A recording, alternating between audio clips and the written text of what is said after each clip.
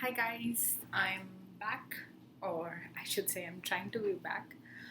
So I haven't really been on social or in touch with any of you personally over the last couple of weeks because it's just a lot of everything has gone in the background and family wise, personally, I really wanted to just absorb what all has happened.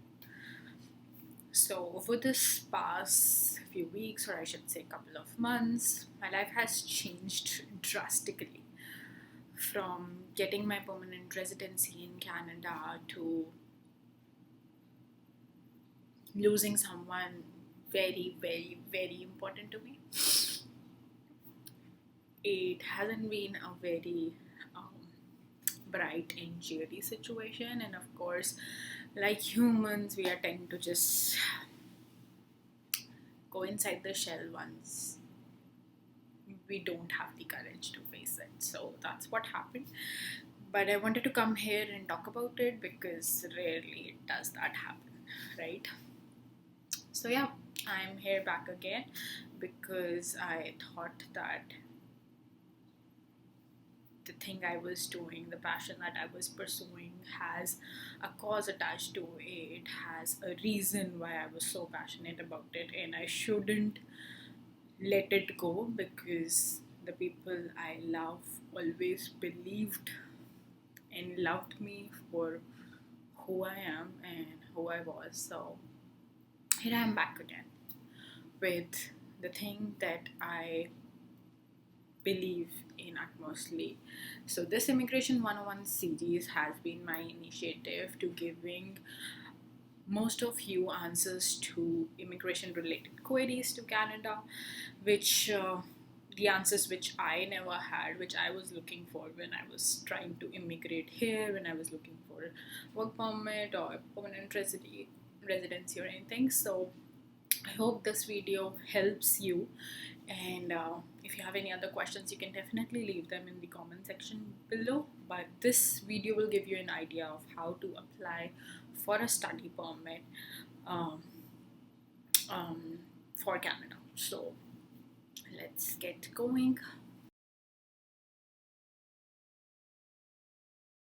Set of regulations. So whatever I'll be telling you will be based on just my own experience and not on the basis of any updated rules, regulations, because that keeps on changing with government, with changes in the immigration regulations and laws. So yeah, all the opinions shared in this video will be my own and based on my own experiences or of my friends and family. So just stay tuned and I'll take you to more details.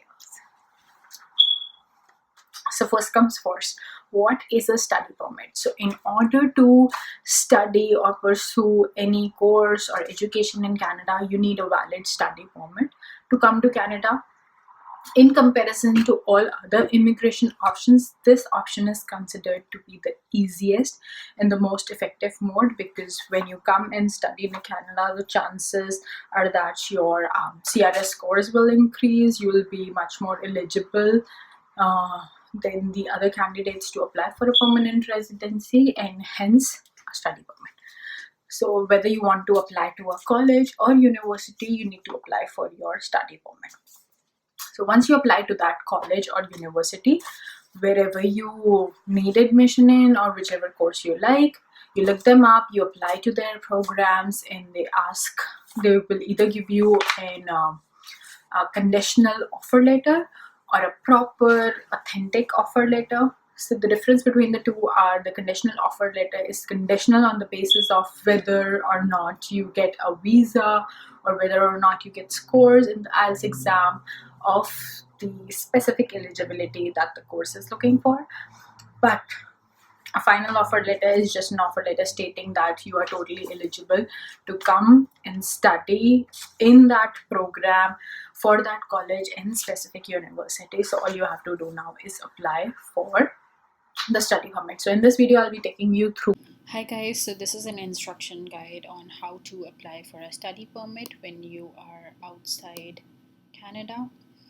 This is important to note when you are applying for any sort of permit or application, because this thing just changes the entire processing time and the application form for the application.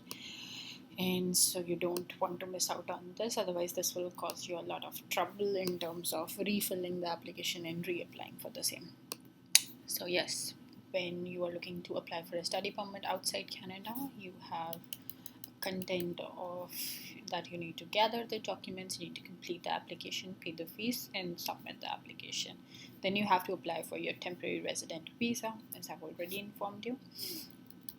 So we'll go over the application package.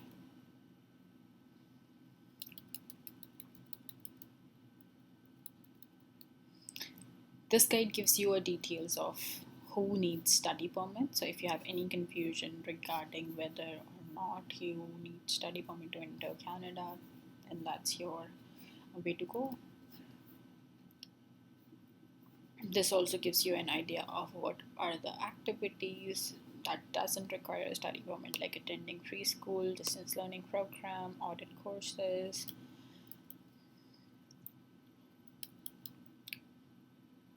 Also, a main important point to note is that whatever college or school that you are applying for, when applying for a study permit, must fall into the list of designated learning institution of Canada, because if your school is not on the DLI list, then you are not eligible to apply for a study permit.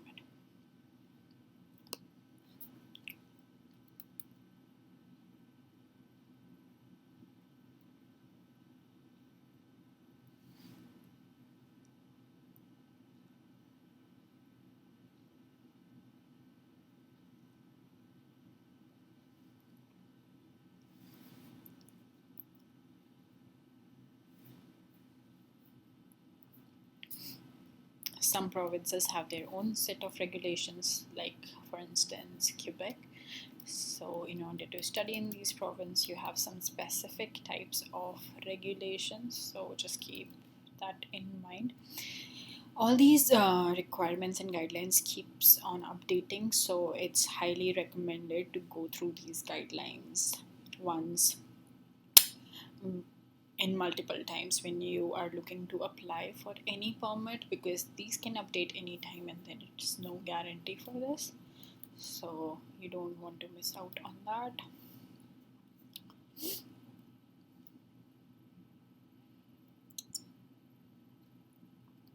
It also gives you a guideline of if you can work while you're studying in Canada. Can you work on campus with or without a work permit?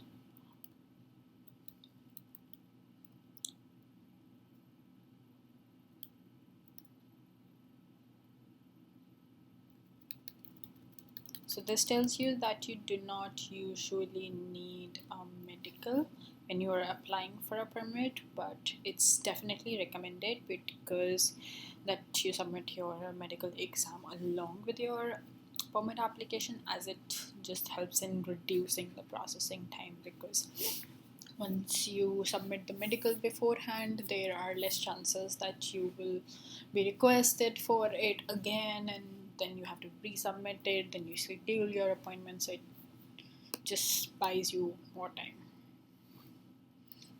This is a newly induced um, regulation for application processing biometrics. They take your fingerprints and photos.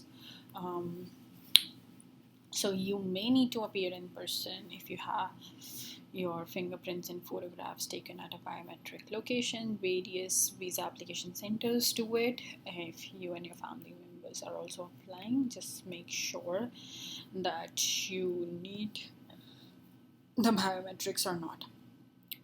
There are notes to note. If you're in Canada, you're applying for your initial study, you need to give your biometrics to visit a biometrics collection service point.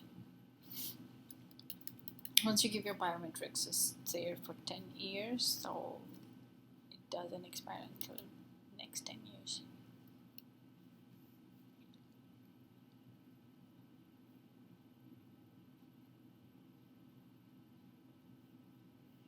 You can either submit your application in biometric fees simultaneously, or wait for a biometric instruction letter direct you to a list, and then you can apply for your biometrics. If you are submitting the application in person, the processing time is different, and there are different sets of other additional requirements which you have to cater to. So just make sure that you have all of this.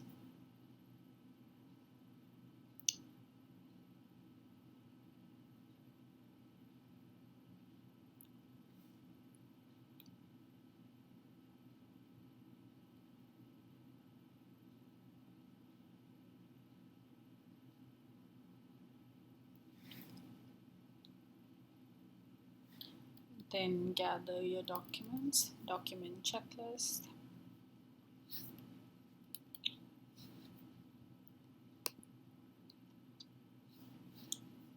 Let's refer to the document checklist in this case.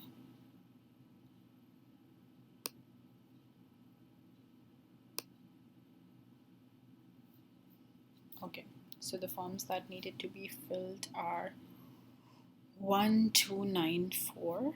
Then you have to fill the family information form, statutory declaration form, use of a representative, authority to release personal information to the designated individual. If you are filling your form yourself, then you don't need this.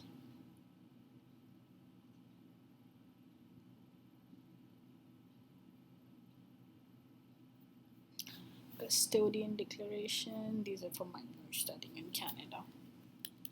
Then you have a document list that includes your fee payment,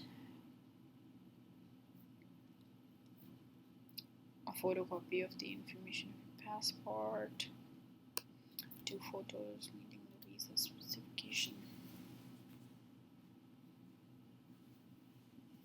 letter of acceptance from any DLI.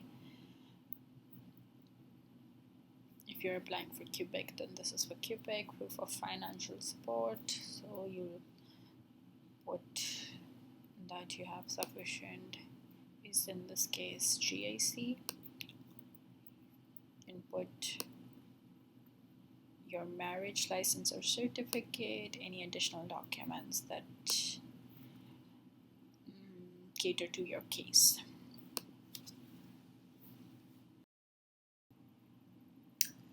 Okay guys, so now I'm just introducing you quickly to the document checklist that will help you in ensuring that you are filling out the right form and you have all the information that is required in order to successfully upload and apply for a study permit. So this is the IMM 5483.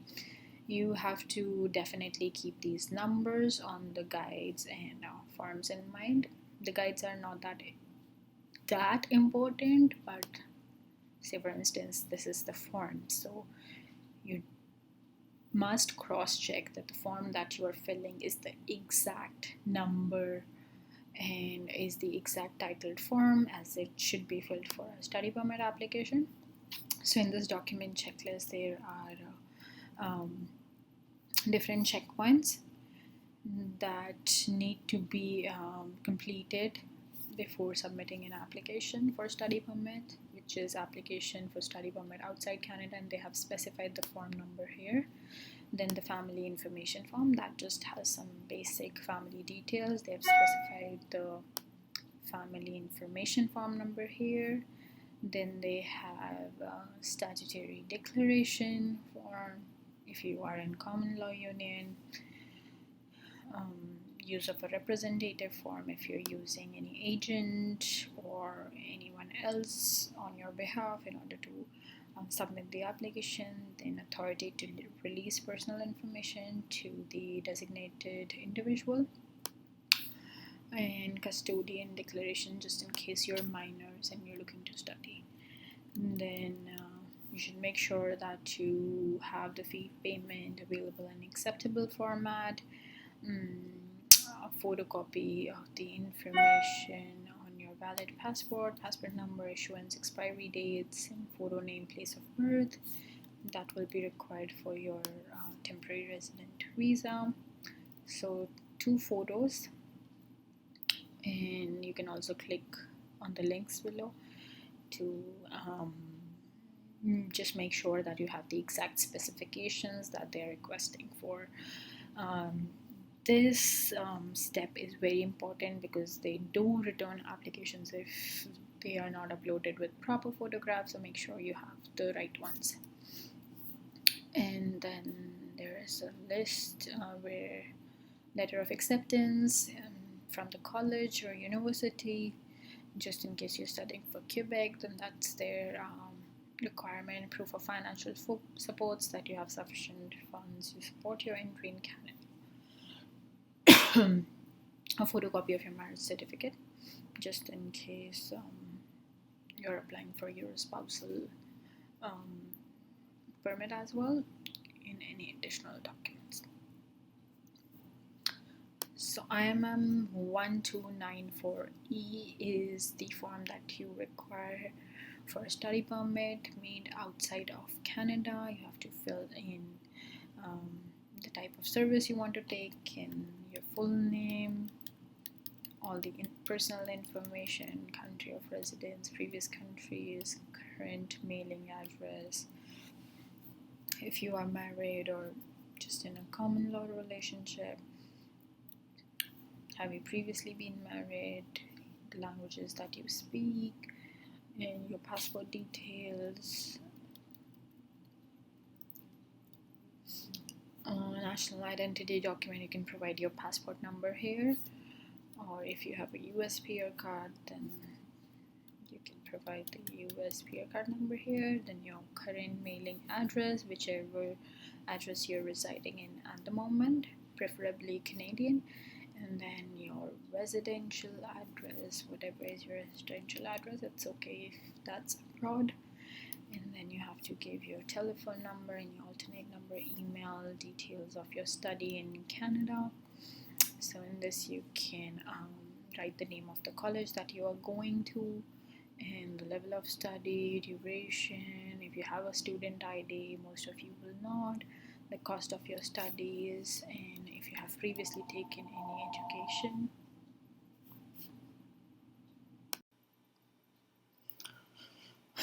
Okay, so yes, any of the education that you have taken previously.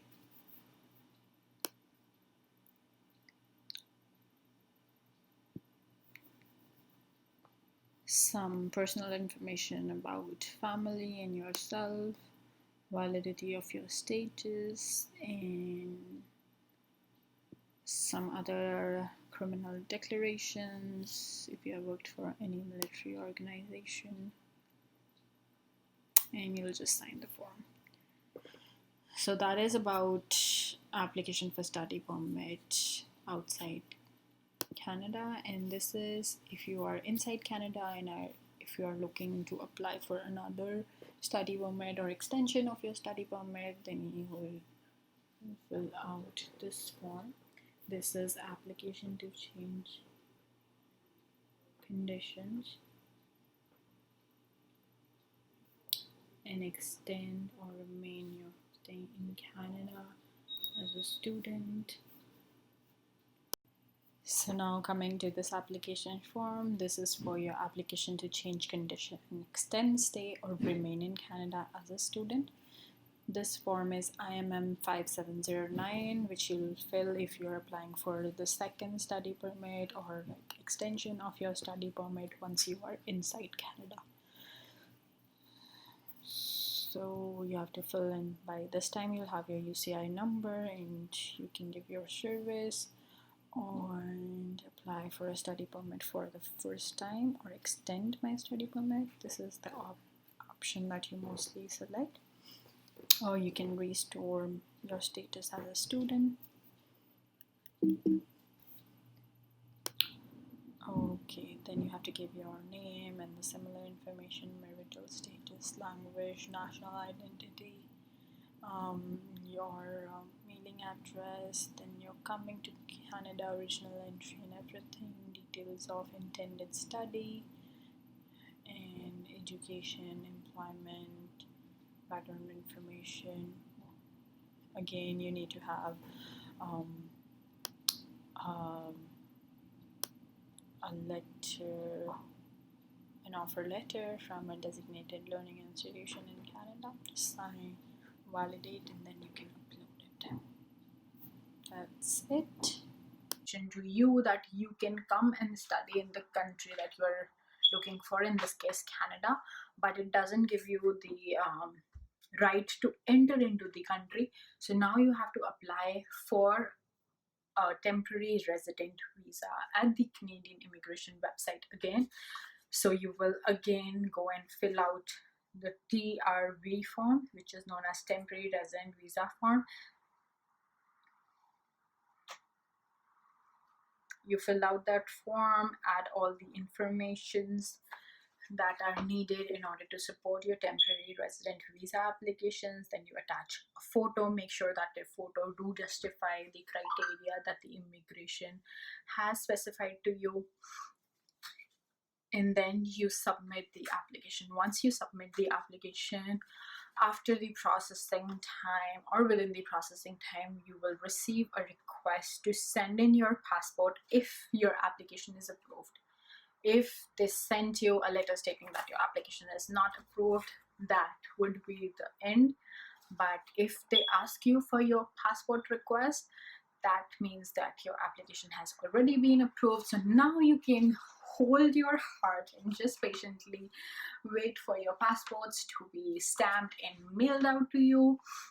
Just remember to follow the specifics mentioned on the passport requests letter, because they state, depending upon which country you are at and depending on what visa office that your country or your place caters to, it will specify how you have to send your passports and what type of envelopes and what sort of couriers or post, and you use that specific method to send the envelope so that there is less chances of any errors and more chances of your documents reaching to you at the specific time.